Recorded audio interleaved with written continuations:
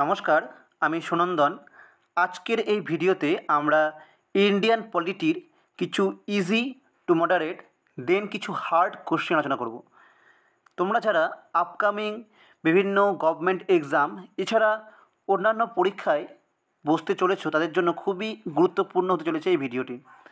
তোমরা যারা প্রথম প্রস্তুতি নিচ্ছ তারা অবশ্যই ভিডিওটি মন দিয়ে দেখো।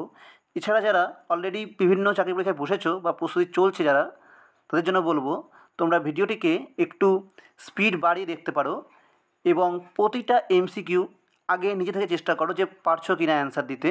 তারপর আমি এখানে প্রতিটার অ্যান্সার এছাড়া এক্সপ্লেনেশন বলে দেবো। ভিডিওটি খুবই গুরুত্বপূর্ণ হতে চলেছে, তোমরা অবশ্যই লাস্ট অবধি মন দিয়ে দেখো। তো চলো শুরু করা যাক। আজকের প্রথম প্রশ্ন,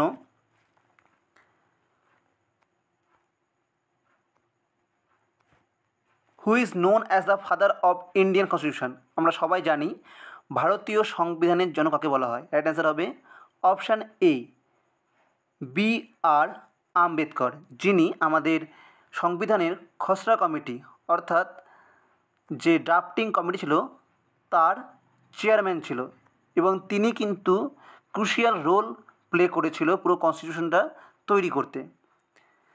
নেক্সট প্রশ্ন, ভারতীয় সংবিধান কবে গৃহীত হয়? অপশানগুলো দেখে নাও তোমরা। এর রাইট অ্যান্সার হবে অপশান সি, 26 নভেম্বর 1949। 1949 সালের 26শে নভেম্বর আমাদের সংবিধান গৃহীত হয়।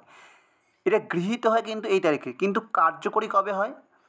কার্যকরী হয় কিন্তু ঠিক তার পরের বছর 26শে জানুয়ারি 1950 সালে। বোঝা গেল? এর জন্য এই দিনটিকে আমরা রিপাবলিক ডে হিসেবে পালন করি। কিন্তু যদি কনস্টিটিউশন ডে কবে পালন করা হয় যদি প্রশ্ন আসে, তাহলে অ্যান্সার হবে 26শে নভেম্বর। ন্যাশনাল কনস্টিটিউশন ডে পালন করা হয় 26শে নভেম্বর। নেক্সট প্রশ্ন, ভারতীয় সংবিধানের কোন অনুচ্ছেদ সমতার অধিকারের কথা বলা হয়েছে? এর রাইট অ্যান্সার হবে, অপশানগুলো দেখে নাও। এর রাইট অ্যান্সার হবে অপশান এ, আর্টিকেল 14, 14 নম্বর অনুচ্ছেদে সমতার অধিকারের কথা বলা হয়েছে। Equality before law and equal protection of law in India. Next প্রশ্ন, ডিপিএসপি খুবই ইম্পর্টেন্ট, কোন দেশ থেকে গৃহীত হয়েছে? আমাদের সংবিধানের যেগুলো গুরুত্বপূর্ণ পার্ট বা অনেক কিছু অংশ আমরা বাইরের দেশ থেকে সংগৃহীত করেছি। তো বারবার প্রশ্ন আসে যে কোন দেশ থেকে কোন নীতি বা কোন পার্টটি নেওয়া হয়েছে। তো ঠিক তেমনি একটা প্রশ্ন, directive principles of state policy DPSP কোন দেশ থেকে নেওয়া হয়েছে? অপশানগুলো দেখো। এর রাইট অ্যান্সার হবে অপশান বি, আয়ারল্যান্ড। আয়ারল্যান্ড এইটি কোথা থেকে নিয়েছে? আয়ারল্যান্ড কিন্তু এটি স্পেন থেকে নিয়েছে। নেক্সট প্রশ্ন, ভারতীয় সংবিধানের কোন অংশে মৌলিক অধিকার রয়েছে? খুবই ইম্পর্টেন্ট প্রশ্ন, বিভিন্ন চাকরির পরীক্ষায় তোমাদের আপকামিং ডাব্লিউবিএসএসসি গ্রুপ সি এবং ডি, এছাড়া আপকামিং তোমরা যারা এসএসসি সিএইচএসএল এমটিএস পরীক্ষা দিতে চলেছ, এছাড়া অন্যান্য পরীক্ষার জন্য কিন্তু এই রকম প্রশ্নগুলো খুবই ইম্পর্টেন্ট। ইজি, কিন্তু অপশান দেখে কনফিউজ হয়ে যায় মানুষ। যারা বারবার প্র্যাকটিস করবে এবং এই ভিডিওগুলো বারবার দেখবে তারাই কিন্তু এই সমস্ত পরীক্ষায় সঠিক অ্যান্সারটা লিখে দিয়ে আসতে পারবে। তো তোমাদের অবশ্যই বলবো, তোমাদের বন্ধুরা যারা এরকম চাকরি পরীক্ষার প্রিপারেশান নিচ্ছে তাদেরকে অবশ্যই এই ভিডিওটি শেয়ার করো, পছন্দ হয়ে থাকলে অবশ্যই লাইক করো এবং এরকম আরও ইনফরমেটিভ ভিডিও পাওয়ার জন্য চ্যানেলটিকে সাবস্ক্রাইব করো। তাহলে কোন অংশে মৌলিক অধিকার রয়েছে? এর রাইট অ্যান্সার হবে অপশান সি, থার্ড, পার্ট 3তে আমাদের মৌলিক অধিকার রয়েছে। মৌলিক অধিকার ডিসকাস করা হয়েছে আর্টিকেল 12 থেকে 35 আর্টিকেল অবধি এই ফান্ডামেন্টাল রাইটস ডিসকাস করা হয়েছে, যার মধ্যে একটি ফান্ডামেন্টাল রাইটস কিন্তু বাদ দিয়ে দেওয়া হয়েছে, যাকে বলা হয় রাইটস অফ প্রপার্টি। কত সালে বাদ হয়েছে তোমরা এটা কমেন্ট বক্সে জানাও। আর এটা এখন বর্তমানে 300A অর্থাৎ 300A আর্টিকেলে অবস্থিত ফান্ডামেন্টাল রাইটস অফ প্রপার্টি। এটা ফান্ডামেন্টাল রাইটসের মানে অধিকার থেকে বাদ হয়ে এখন এটা আর্টিকেল 300-এ অবস্থান করছে। বোঝা গেল? নেক্সট প্রশ্ন, ভারতীয় সংবিধানে কতগুলো মৌলিক কর্তব্যের উল্লেখ আছে? খুবই ইম্পর্টেন্ট প্রশ্ন। প্রথমে কিছু ছিল মৌলিক কর্তব্য, পরে কিন্তু অ্যাড করা হয়েছে। বর্তমানে কতগুলো মৌলিক কর্তব্য আছে অর্থাৎ ফান্ডামেন্টাল ডিউটিস? বর্তমানে আছে 11টি। এই প্রথমে কিন্তু 42তম সংশোধনের মাধ্যমে অর্থাৎ 1976 সালে 42তম সংশোধনের মাধ্যমে ভারতবর্ষের সংবিধানে 10টি ফান্ডামেন্টাল ডিউটিস অ্যাড হয়। পরবর্তীতে 86 সালে মানে 86তম সংশোধনের মাধ্যমে যেটা হয়েছিল 2002 সালে আরেকটি ফান্ডামেন্টাল ডিউটিস অ্যাড করা হয়। বর্তমানে 11টি টোটাল ফান্ডামেন্টাল ডিউটিস। এই ফান্ডামেন্টাল ডিউটিসের কনসেপ্টটি কোন দেশ থেকে নেওয়া হয়েছে? এটি নেওয়া হয়েছে সোভিয়েত রাশিয়া অর্থাৎ USSR থেকে। নেক্সট প্রশ্ন, লোকসভার প্রথম চেয়ারম্যান কে ছিলেন?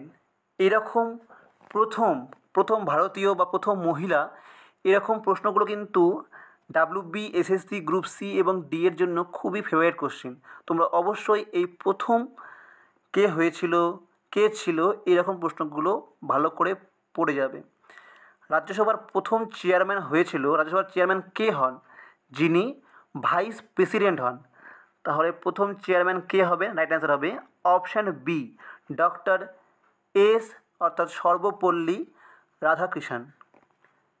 নেক্সট প্রশ্ন, কোন অনুচ্ছেদ সুপ্রিম কোর্টকে রিট জারি করার ক্ষমতা দেয়? রাইট অ্যান্সার কোনটা হবে? অপশান দেখে নাও। সুপ্রিম কোর্টকে রিট জারি করার ক্ষমতা দেয়, রাইট অ্যান্সার হবে অপশান এ, আর্টিকেল 32, 32তম আর্টিকেল এই অধিকারটি দিয়ে থাকে। নেক্সট প্রশ্ন, সংবিধান সভার অস্থায়ী চেয়ারম্যান কে ছিলেন? অর্থাৎ প্রথম এবং অস্থায়ী চেয়ারম্যান কে ছিলেন সংবিধান সভার? এর রাইট অ্যান্সার হবে অপশান বি, সচ্চিদানন্দ সিনহা। সচ্চিদানন্দ সিনহা ছিলেন অস্থায়ী চেয়ারম্যান। পরবর্তীতে ডক্টর রাজেন্দ্র প্রসাদ কিন্তু পার্মানেন্ট প্রেসিডেন্ট হিসেবে ইলেক্ট হয়। নেক্সট প্রশ্ন, কোন সংশোধনীতে ভোটাধিকারের বয়স 21 থেকে 18 বছর বয়সে নামানো হয়? খুবই ইম্পর্টেন্ট। এই সংশোধনীগুলো বা অ্যামেন্ডমেন্টগুলো কিন্তু পরীক্ষায় বারবার এসে থাকে। আমি এখানে ইম্পর্টেন্ট কিছু সংবিধান সংশোধনী ডিসকাস করছি। তোমরা যদি এর উপরে একটি ডেডিকেটেড ভিডিও চাও তো অবশ্যই কমেন্ট বক্সে জানাও। রাইট অ্যান্সার হবে অপশান সি, 61তম সংশোধনী অর্থাৎ 61st অ্যামেন্ডমেন্ট। কত সালে হয়েছিল? 1989, 1989 সালে। নেক্সট প্রশ্ন, which article is known as heart and soul of constitution? হৃদয় এবং আত্মা বলা হয় কোন সংবিধানের অনুচ্ছেদকে? রাইট অ্যান্সার হবে অপশান সি, 32তম অনুচ্ছেদ, যার মাধ্যমে রিট জারি করতে পারে। তাই তো? নেক্সট প্রশ্ন, সংবিধান সংশোধন প্রস্তাবনা কোন বছর সংশোধিত হয়েছিল? আমাদের যে প্রিয়াম্বল, সেই প্রিয়াম্বল অর্থাৎ প্রস্তাবনা কিন্তু একবারই সংশোধন হয়েছিল আমাদের ইতিহাসে। সেটি কোন সালে? রাইট অ্যান্সার হবে অপশান বি, 1976 সালে। 42তম সংশোধনের মাধ্যমে কিছু কিছু ওয়ার্ড এই প্রিয়াম্বলে অ্যাড করা হয়েছিল। সেই ওয়ার্ডগুলো কী কী? সোশ্যালিস্ট, সেকুলার অ্যান্ড ইন্টিগ্রিটি, এই ওয়ার্ডগুলো অ্যাড করা হয়েছিল প্রিয়াম্বলে, এবং এটাই কিন্তু একমাত্র সংশোধন আমাদের প্রস্তাবনার। খুবই ইম্পর্টেন্ট। নেক্সট প্রশ্ন, ভারতে মৌলিক অধিকারের ধারণা কোন দেশ থেকে নেওয়া হয়েছে? অধিকার,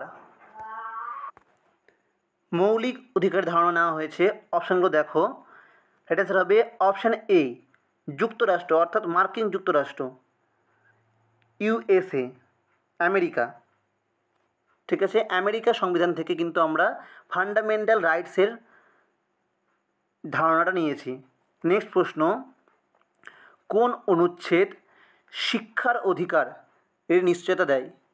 খুবই ইম্পর্টেন্ট, রাইট অ্যান্সার হবে option C, article 21A। Article 21A আমাদের শিক্ষার অধিকারকে সুনিশ্চিত করে। কততম সংশোধন? 86তম সংশোধন, যেটা হয়েছিল 2002 সালে, যার মাধ্যমে 6 থেকে 14 বছর বয়স অবধি প্রতিটা বাচ্চাকে কম্পালসারি এডুকেশান গ্যারেন্টি করা হয়, ফ্রি এবং কম্পালসারি এডুকেশান। খুবই ইম্পর্টেন্ট। কততম সংশোধন বা কততম আর্টিকেল? 21A,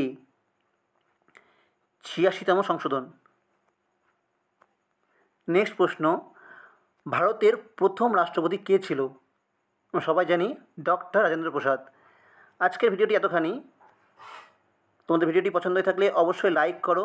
এরকম আমরা আরও কিছু সিরিজ নিয়ে আসবো, সেই সিরিজগুলো দেখার জন্য অবশ্যই চ্যানেলকে সাবস্ক্রাইব করো এবং ফলো করো। এই ভিডিওগুলির সবার আগে নোটিফিকেশন পাওয়ার জন্য আমাদের হোয়াটসঅ্যাপ চ্যানেল এবং টেলিগ্রাম চ্যানেল যুক্ত হতে পারো। এছাড়া পিডিএফ বা অন্যান্য প্র্যাকটিস সেট পাওয়ার জন্য আমাদের চ্যানেলগুলোকে ফলো করতে পারো। ধন্যবাদ।